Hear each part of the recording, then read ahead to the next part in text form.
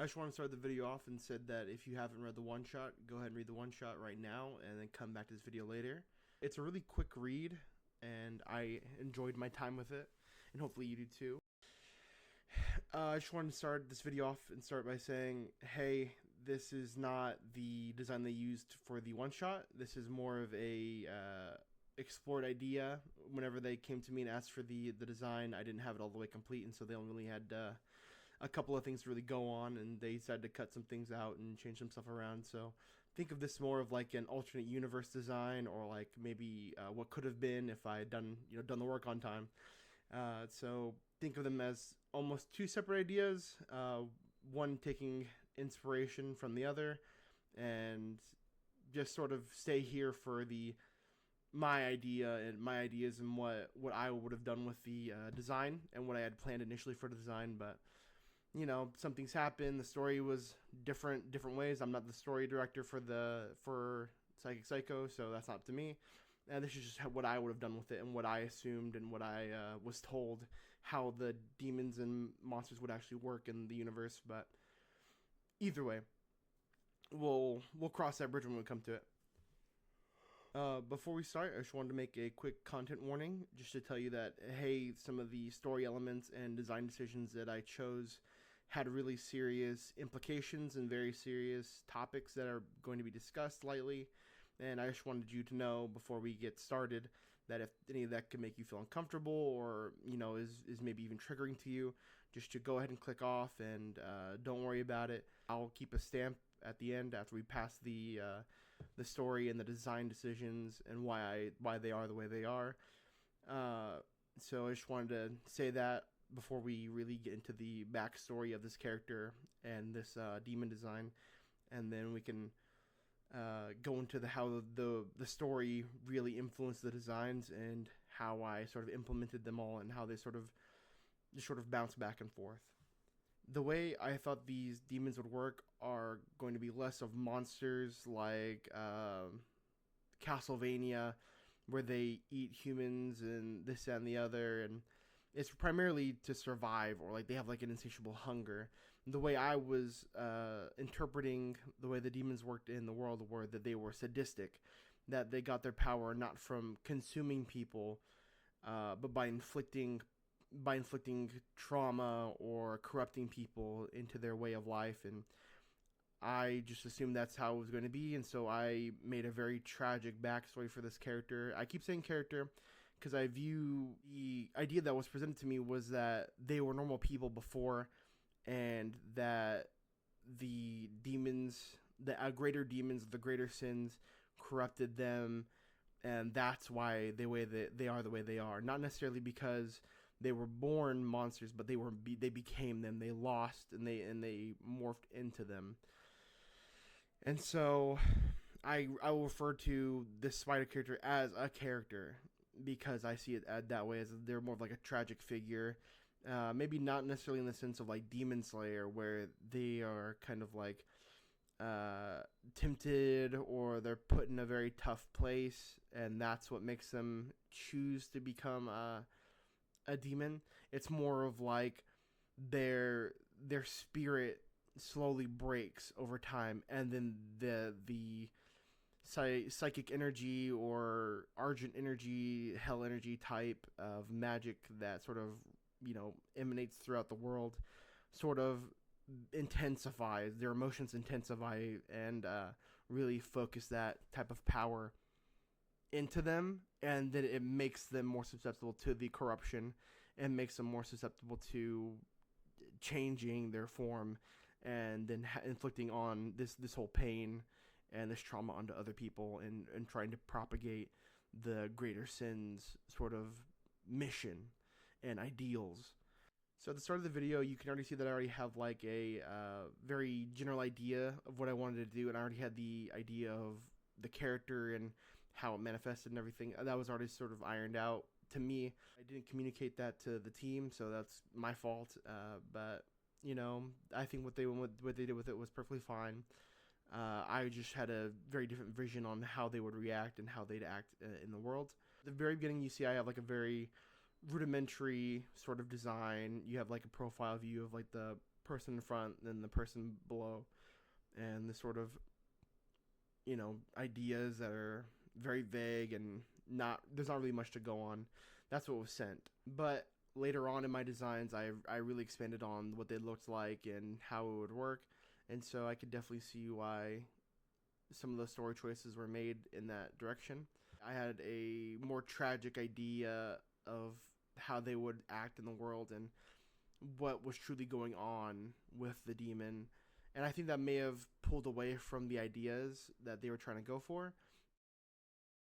This is the part where we're going to get into some of the more intense stuff. So if you've still stuck around and you think you can handle it, I'm just giving you another warning. It deals with a lot of serious topics, and so I just wanted you to be aware that some things may come up that are uncomfortable. That's sort of the ideas that I was trying to show with this character, a very tragic character. The original design and idea was that it is a corruption of a mother and daughter, and it's the idea that there are these parents that will live through their children and force their will upon their children, and to sort of become the person that they couldn't, and try to live in the shadow of their parent, and trying to basically be them, the person that they wanted to be, and forcing that upon their child. So I had the idea of like a failed actress, or like an actress that was up and coming, that was taken advantage of by studio producers or executives, just using her for her body and saying all these things to her and promising that, yeah, I'll leave my family for you and we can raise our child together. And whenever she actually does get pregnant, she has a child, that person just immediately leaves and, blacklists them from production, and, silences them, and does all these things just to prevent them from having to deal with the consequences of their own actions. And basically, this daughter has to pay the price of a father she doesn't even know, has to pay with her own blood and sweat and tears for something that she didn't have a choice in. And the mother feels justified and feels like it's almost necessary to seek revenge on that father, on that producer, on that executive, by I'm gonna make my daughter be the actress I couldn't, and then when she breaks into the industry, that's whenever we'll show the world or whatever. And at the beginning, the daughter's having fun. The daughter is growing up and doing all these fun things that maybe she thinks she likes, like taking dance classes and acting classes, and having fun in the beginning. But as she gets older, she starts to hate it, or she doesn't want to do it anymore, and it becomes less about her having fun and more about having to please her mother, and her mother getting more and more irate and just angry at the world and not being able to do anything about it, and so then putting that pain onto her daughter, and just having to puppet her daughter and put her daughter on display and try to live through her daughter. And whenever she starts to see that, oh, okay, yeah, my daughter is getting the attention that I wanted for her, she is getting these castings and this and all that, that's whenever the jealousy starts to creep in more intensely. It's almost if she views her daughter as competition, that her daughter's beauty is in competition with her own beauty, is like, oh, it's ridiculous, I'm your mother and you hurt me this way. And the daughter isn't doing anything. She's just doing whatever her mother told her to do, and she's being punished for it. And for what? Oh, because you're jealous, because you yourself could not become that. I can understand you being upset, but you putting that on, first of all, your own child, and then forcing them to grow up in that way, and then whenever they're successful, you get upset. That's ridiculous. But the worst part about it is that you see that happen today. You see that happen all the time, and it's still ridiculous. and it's horrible. You've got parents who are jealous of their children. Instead of being happy for their children, they're jealous of their children. Doing something and being successful at something they couldn't be successful at.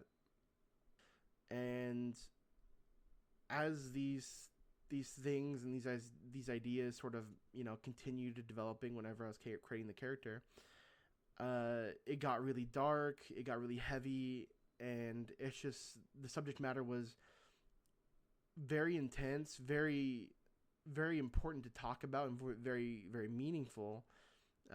But I don't think that I or anybody on the team right now has the ability to properly, I don't think we have the equipment or the skill level to really depict these sort of abusive and traumatic relationships to their fullest extent and to their more serious and real life extent. I think it's kind of good that I didn't tell them anything, and I didn't give them the full idea, because I feel like if I tried to give them the full idea, it would have been way too intense, and I think it would have almost been unenjoyable to really read, and there wouldn't have been enough time. They were working on a very tight schedule, and their page count was really kind of small for that type of story. That's definitely like a several chapter type of story that needs that area to breathe and needs that time to really understand and really digest the gravity of the situations that are being discussed. So I think at the end, I think that's probably one of the better ways that could have been done. To continue to build off of all of that, the way the designs sort of reflect that abusive behavior and nature between a parent controlling and forcing their past upon their child is a very obvious, you know, there's someone in the front who's being presented and someone in the back who's being hidden. You know, that was taken out of the one shot entirely, which is, you know, it is what it is. But the way I thought the design would have been better was the idea that the person in the front, the daughter, is presented as, you know, sadistic or horrible or scary, but in all actuality, she is just another victim in all of this, and the true perpetrator, the true, I guess, villain would be her mother, who's literally the one who is making her daughter do all these things, puppeteering everything about her. The spider is almost completely differentiated from the daughter. The spider and the mother are one. That is the actual demon. The daughter in the front is completely separate. And I think that is what sort of lends the idea to that the demons in this world are not here to feed upon people. They're not trying to wipe out humanity. They're trying to corrupt humanity. They're trying to hurt them in ways that are more than physical.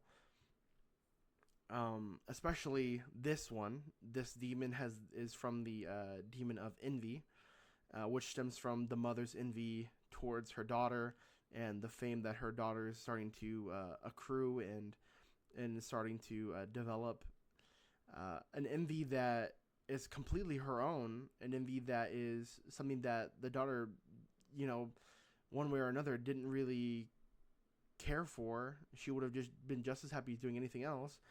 But it's completely unnecessary and completely self-inflicted, you know, hatred. And I think that's what makes it so frustrating. And that's why I think it makes it so much better. I think the frustration and the hatred towards this woman is that much more intense, because it's like you made your own bed and now you're complaining that it feels the way it feels. If you're complaining that you're being tucked in, and it just elevates the whole idea of the way these demons are to I believe a more sadistic, a more just evil, slimy type of being. And so that's why I sort of went with this sort of idea where the daughter is completely there. Her mind is still intact. She's completely there. Her face, although I didn't show it in my later designs, she does have multiple eyes, reminiscent to a spider, but her face smiling and contorting and being just being evil and like her speaking, all of that's the spider. All of that is the spider. The spider's fangs are injected into her shoulders. They're not holding on to her. They are literally embedded into her shoulders, and it sends out these sort of almost like veins that sort of cut through her body to puppet her from inside, and they make her see these things. They make her see the spider demon kill these people, torture these people, and then as they cry out pleading for mercy to the daughter, and she wants to help these people, but she can't. She physically cannot. And that sort of level of just sadism and control and evil puts these demons above just sort of any animal. And I think the story would have been better for it, but creative differences aside, I think that maybe if I presented these ideas in full, that they would have thought the same way. So it's completely not their fault. It's just a matter of I didn't get my work done in time. And hopefully within the future we'll see, maybe we'll see some change, or maybe that's just not the story they want to tell, but that's the story I tried to tell with this design. These people, you see the spider spawn and all these dismembered people.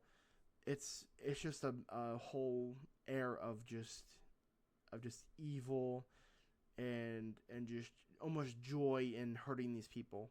I thought this demon would be more shifty, more elusive, and basically would puppet people that came into the building, like let's say cops or people trying to run away, and would puppet the people into fighting the people who came to save them, and into fighting the bureau, or I forget exactly their organization name is. But I thought that's how it was gonna really go, but then again, I think I may have over-designed the demon in question, because its full extent of power and philosophy, I thought was, I guess, maybe it was too much for the one shot. But who knows? Maybe later on down the line they'll revamp it, and they'll maybe add some new ideas.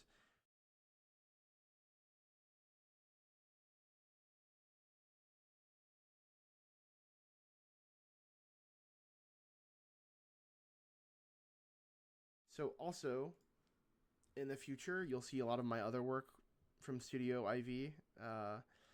We've talked about how to get credit and all that sort of stuff for my work. I think I do a lot of good work for them, and so hopefully I'll get what I believe is necessary, and hopefully I'll be able to post some designs that I did for them in the future as stuff gets released, and you can actually see my work that I've done. So just look out for that, and you'll see some projects coming up that have my designs that I did a couple years ago, and I'll probably have to revamp later on. All my links to all my stuff that are important as of right now are in the description. So go check those out if you want to see any of my other artwork or any of my progress or stuff that I'm working on right now. I'm trying to upload daily to Instagram and Twitter, but I'm really holding out on the Twitter stuff. But I'm working on Instagram. I'm developing ideas there, looking back at some of my old designs and then revamping them. If you've got any questions, or if you've got any video ideas, leave them here also. I'm definitely open to seeing what you guys want and what I can do. That'll be in this video. Like I said before, go check out the one shot, and go check out Uega Art and Levin and Studio IV or Ivory. They're in a transition period as far as I know. And hopefully you find something you like, something you enjoy, and maybe you'll keep reading, and maybe you'll see some of my stuff. Maybe you'll see some stuff that you didn't know. And bye bye.